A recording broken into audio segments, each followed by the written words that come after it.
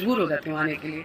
अब बाकी रही चुनाव लड़ने की, तो वो तो मैं पहले भी क्लियर कर चुकी हूँ कि चुनाव में लड़ूँगी, पवन तो सिंह की पार्टी मुझे जहाँ से पत्नी टिकट देती है मैं ज्योतिषी चुनाव सिर्फ लड़ूँगी। काराकाट से चुनाव लड़ेगी, ये बात बिल्कुल भी तय नहीं हुआ है, क्योंकि जहाँ भी जाती है ज्योतिषी, चाहे सासाराम हो, औरंगाबाद हो, कहीं भी किसी भी क्षेत्र में जाती है तो उनको भर भर के प्यार मिलता है। और वहाँ के लोग कहते हैं कि ज्योति भाभी आप आई हैं, क्या आप यहीं से चुनाव लड़ने वाले, चले आइए, हम लोग आपका इंतजार कर रहे हैं। और इस जब किसी को भी इस तरीके से प्यार मिलता है ना, तो वो उनका दिल तो गदगद होना ही है। वैसे नमस्कार दोस्तों, राधे राधे। आई होप आप सब लोग अच्छे होंगे, मस्त होंगे, स्वस्थ होंगे। अगर चैनल पर नया है तो चैनल सब्सक्राइब करके एक प्यारा सा लाइक कमेंट जरूर करें।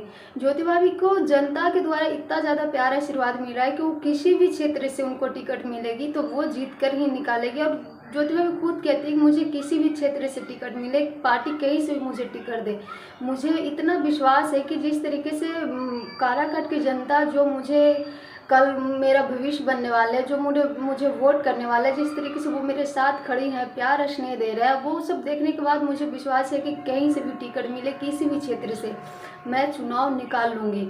और इसे आप घमंड नहीं कर सकते, ये मेरा जनता के प्रति विश्वास है। और जो जनता मेरे ऊपर विश्वास भरोसा कर रहा है, ये मेरे लिए बहुत बड़ी बात है, क्योंकि ज्योतिषी के इतना ज़्यादा, और ये बात तो पहले से कंफर्म हो चुका कि ज्योतिषी विधानसभा चुनाव 2025 में एकदम कंफर्म है कि वो लड़ेंगी ही लड़ेंगी, चाहे पवन सिंह उनके विरोध रहे या फिर उनके साथ रहे।